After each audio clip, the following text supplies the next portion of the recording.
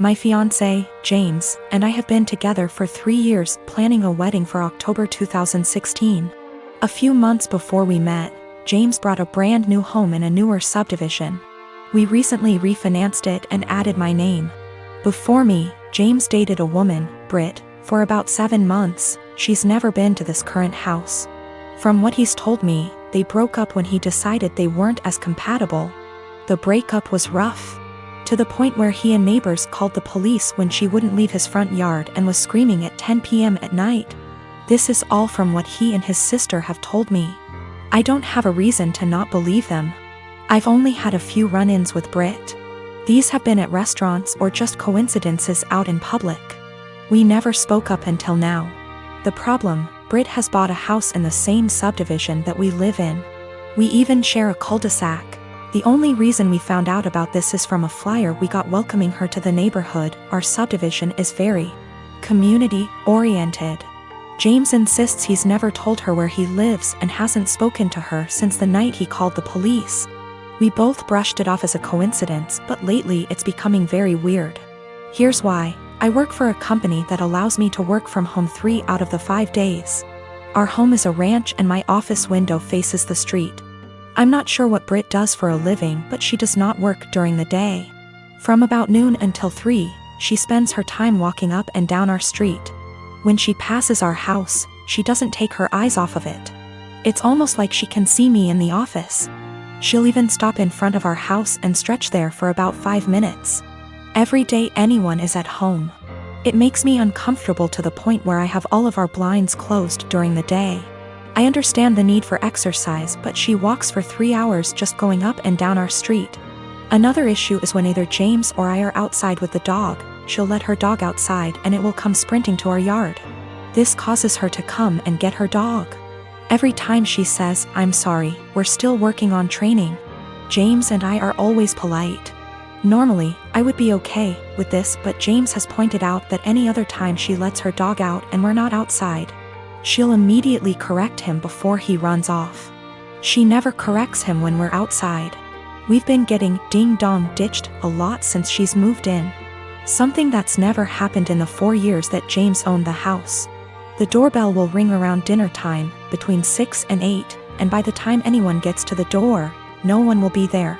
It's gotten to the point where our Doberman has picked up the routine and waits by the front door, pacing. The last issue, which I believe might be illegal, is that our mail seems to go missing for a while and then pop back up. What I mean is, Britt will knock on our door and say that she received our mail and is just returning it. This has never happened with the previous owners in her house. We don't have a new mail carrier either. It seems to happen once a week and she'll always bring it on a Friday night. Based on the date on the envelopes, we can tell she's been holding it all week. This has pushed James over the edge because she had our water bill, which resulted in us being 2 days late on the payment.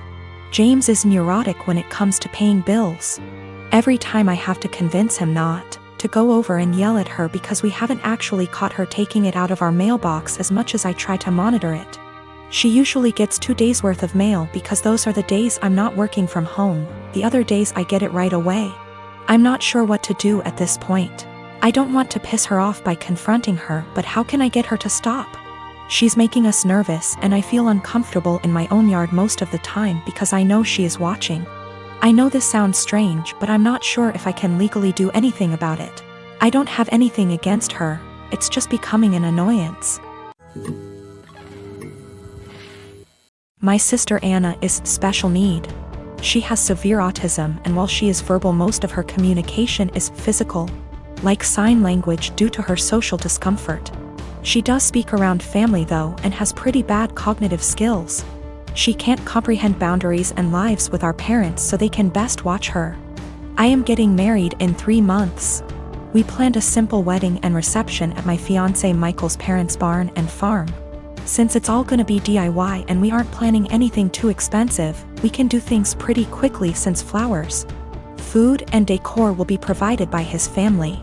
I sent out invites last week and I asked that Anna not come. I told my parents I understood that would mean they may not show up, but it was just a heads up. Why no Anna? She has an issue with touching Michael and trying to kiss him. At times when we were at my parents' house, Anna would try and grab Michael's hands. try to lean in to kiss him, or would have a really bad shutdowns if she wasn't allowed to be directly next to him. We've tried speaking to her, but there's only so much we can do when she doesn't really understand. I told my parents I just want one day for Michael to be my partner and not Anna's comfort person. They called me selfish and asked how I expected them to agree to something like this. They told me Anna is disabled and may never experience a wedding of her own, and while I have Michael for probably the rest of our lives, she'll have no one, and that Michael and I can be a little more understanding to the reality of her life. I feel like a total ass, and what they're saying has really gotten to me, and I'm starting to question my decision. My parents called me letting me know they won't be coming and that it's best I don't bring Michael around anymore since I've chosen some man over my sister. They told me that Anna wanting to kiss Michael and hug him is normal for a woman her age, and that she doesn't understand what her feelings mean. I suggested they try to redirect her during the wedding, but they said Michael is gonna be family to her and he needs to get over it. I suggested they watch the wedding via web, and they said that's not fair and that they deserve to see things in person. I asked if I could pay for someone with proper credentials to watch her that day while they attention, and they asked what I would do when they died, and if I'd pawn her off every time. I dropped the unfortunate truth bomb that I don't want to put any more of my life aside for Anna anymore. I did it up until I turned 18. And that Anna is not my life's responsibility and I won't be her keeper. I assured them I'd pay for her care, but if she's okay doing this to Michael, then I worry for if I ever do choose to have children and what she'd do to them. They said I was sick for suggesting she'd do anything to my future children and hung up on me. They sent a lengthy text telling me not to contact them until I could do the right thing. I have 3 children, the oldest being 16M. For my birthday last week, my son went out and bought me this swinging hammock chair that I had been wanting for 2 years, and it cost him quite a bit of his saved money, which I fully intend to put back into his bank account so he can continue saving. He was so excited to see me open this gift and couldn't wait to help me set it up. I told him he shouldn't have, that it was a lot of money, and his response was, "You never get anything nice. I wanted you to have it." And it was true. I usually don't get anything for my birthday or Christmases outside of Tupperware or soaps. So it might sound stupid, but I have cherished this swing ever since he got it for me. Especially where I finally have something nice that's mine. My sister-in-law comes over once a week to see all of us, and she immediately headed straight for my swing, which my son hooked up on our deck. I told her to please not sit on it, and she said, "Is there a weight limit?" So I told her yes, 250 pounds, and I even showed her the box to confirm. She was not upset about this. She just said, "That's a bummer. They need to make something capable of holding us big girls." I simply agreed with her and went about my business. At this point, my husband shows up from work. When I went inside to grab us some drinks, her and my husband are talking on the porch, and not even 5 minutes later I hear a loud crash. I go out, and sure enough, she had sat in my swing and the crochet netting around the hook snapped on one side, causing her to fall right on her ass. She is sitting there laughing, gets up and says, "I guess I need to learn to listen." So I lost it. As I said above, I literally never get anything nice. Never. This is the one thing that I had that was mine, and it didn't even take someone a freaking week before they ruined it for me. So I said, "I literally just told you not even 20 minutes ago that it would not hold you, and to please not sit in it." She makes some comment about, "Usually the weight limit is a lie. I thought it would hold." So I said, "The weight limit probably would have held if you were only 50 pounds heavier than it, not 150.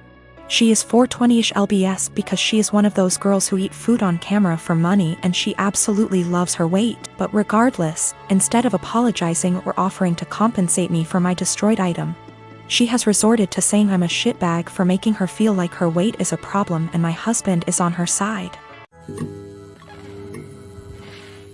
My boyfriend and I have been together over a year and living together about 6 months. He's an extremely light sleeper. We never used to have problems, but I'm now on medicine that causes me to have more insomnia, so it's harder for me to fall asleep. Lately, we've gotten into fights because he's being absolutely unrealistic about any noise in general. I can't clear my throat quietly, sneeze, or even yawn without him grumbling, groaning, or yelling at me at how loud I'm being. When I say yawn, I don't mean some exaggerated TV yawn. but literally the sound of me silently taking in and expelling air from my mouth 3-4x over the course of 2 hours sets him off. Sneezing is very rare and it's also quiet, but if I have to make any noise, I do it as silently as possible. But it's not enough for him. When I was extremely sick with the cold, he made me sleep on the couch because I was having a tough time sleeping without being able to actually blow my nose to breathe. But when he caught it a week later, I gladly let him sleep in the bed and helped take care of him when he woke up in the night because he wasn't feeling well. I've argued with him multiple times that it's unfair for him to expect absolute silence and be mad over the air he hears from a yawn, but he just shuts me down and tells me to be quiet because I've disturbed him from being right on the edge of sleep. I understand that when you're half asleep you're particularly grumpy, we've all been there. But it winds me all the way up that I already constantly have to cater to the way he needs tons of space. Meaning I have to sleep pencil straight all night or on the side not facing him if I want to move my legs at all. And then this sound thing. I've had previous BFs who were heavy sleepers that snored, made lots of noise, and honestly that bothered me less than constantly having to be alert to his needs.